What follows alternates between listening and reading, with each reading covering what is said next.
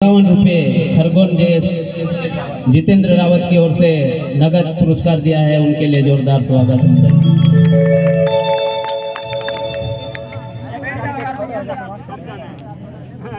मंच तो बनाना ही है, मंच के ऊपर हमारे आदिवासियों के महानायक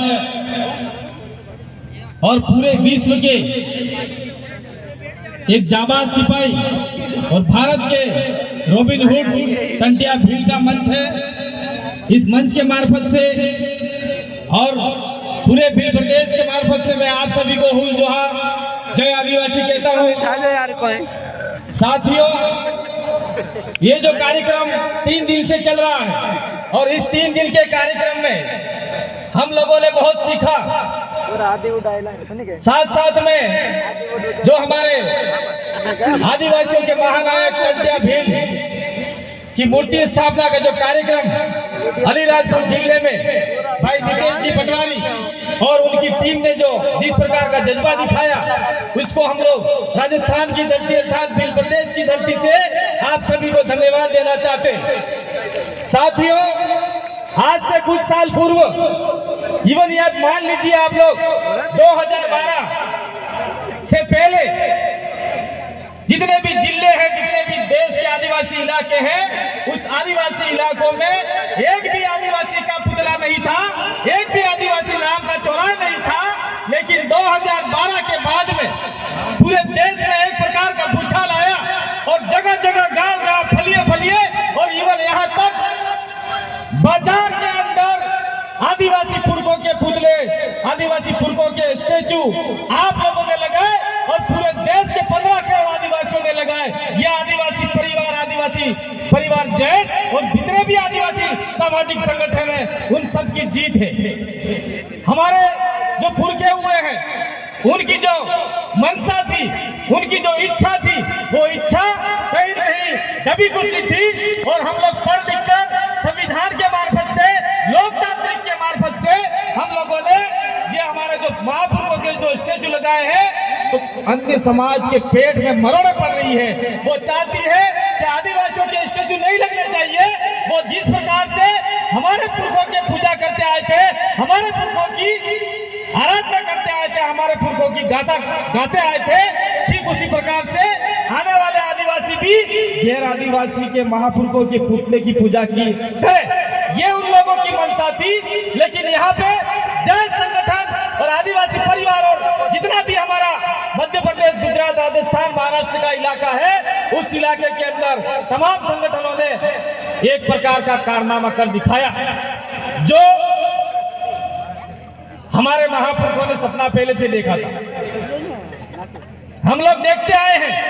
अभी हमारे मंच संचालन में मैं सिर्फ 10 मिनट ही बोलूंगा, ज्यादा समय नहीं लूंगा आपका। राजस्थान से आया हूं और कोई राजस्थान अलीराजपुर ये कोई अलग स्थान नहीं है। जितने आदिवासी अलीराजपुर में है, उससे ज्यादा आदिवासी डूंगरपुर में है और उससे भी ज्यादा आदिवासी पूरे भील प्रदेश में है। इसलिए हम लोग सिर्फ मात्र टंटिया भील का मूर्ति लगाकर और हम लोग खुश हो जाएंगे, ताली बजा लेंगे।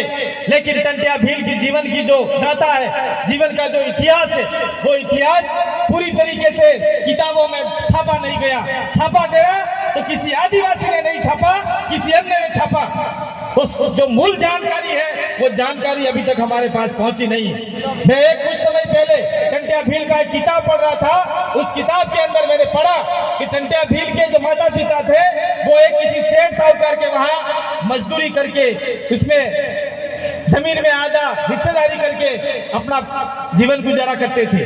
धीरे धीरे टंटिया भील बड़े हुए और उनके पिता ने कहा कि भाई, मैं आपका हल चला के थक गया हूं, मैं मेरी जमीन पे खेती करना चाहता हूं। तो जो आदमी था, जो उनके माता पिता को फ्री फोकट में मेहनत करवाना चाह रहा था, उसने कहा थोड़े समय के लिए रुक जाओ।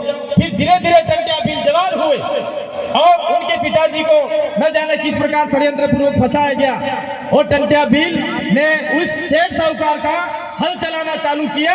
और बाद में टंटिया भील अलग होकर अपना स्वयं का खेती करना चाहते थे, लेकिन उस सेठ ने टंटिया भील को झूठे मुकदमे में फंसाया, फिर दूसरे में फंसाया, तीसरे में फंसाया और टंटिया भील ने सोचा कि पूरे आदिवासी इलाके में में मेरे आदिवासियों के साथ में शोषण अत्याचार हो रहा है, इसलिए कहीं न कहीं मुझे इसकी आवाज बुलंद करनी होगी। और टंटिया भील ने उस सेठ के सामने अपना जज्बा दिखाते हुए उससे अलग हो गए और अपनी टुकड़ी बना के पूरे आदिवासी पट्टी में आदिवासियों के साथ साथ में जो हमारे साथ में रहते आए दलित समुदाय था, अन्य समुदाय था, उनकी आजादी की लड़ाई टंटिया भील ने लड़ी।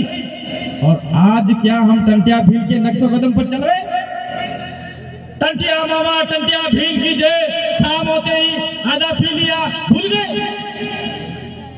ऐसे टंटिया भील आगे नहीं बढ़ेंगे, ऐसे हमारा समुदाय आगे नहीं बढ़ेगा। इसलिए हमको उनके नक्शे कदम पर चलना होगा।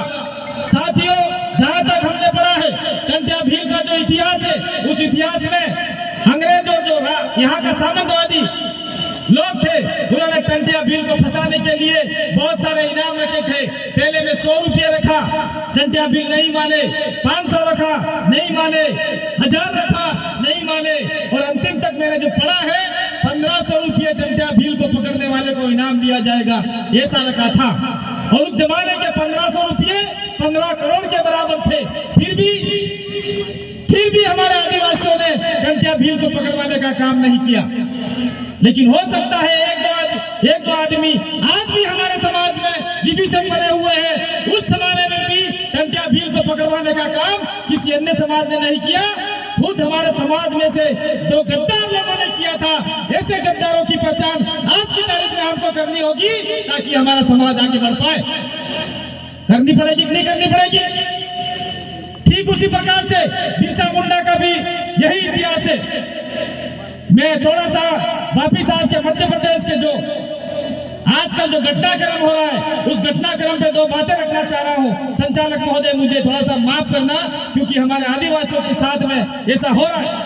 अभी आप लोगों ने देखा होगा रतलाम के अंदर 1800 हेक्टेयर जमीन जो आदिवासियों की है, जो हजारों साल से आदिवासी जिस पे अपनी खेती, अपना कुआं है, अपनी बावड़ियां हैं, अपने जनावर हैं, खेत खलियान है, उसके ऊपर हजारों साल से हमारे पूर्वज खेती करते आए हैं। लेकिन आज की तारीख में आपकी मध्य प्रदेश सरकार ने उस 1800 हेक्टेयर जमीन पे कब्जा करने के लिए एक प्रकार का न जाने कौन सा उद्योग खोलना चाह रहे, हमको नहीं पता।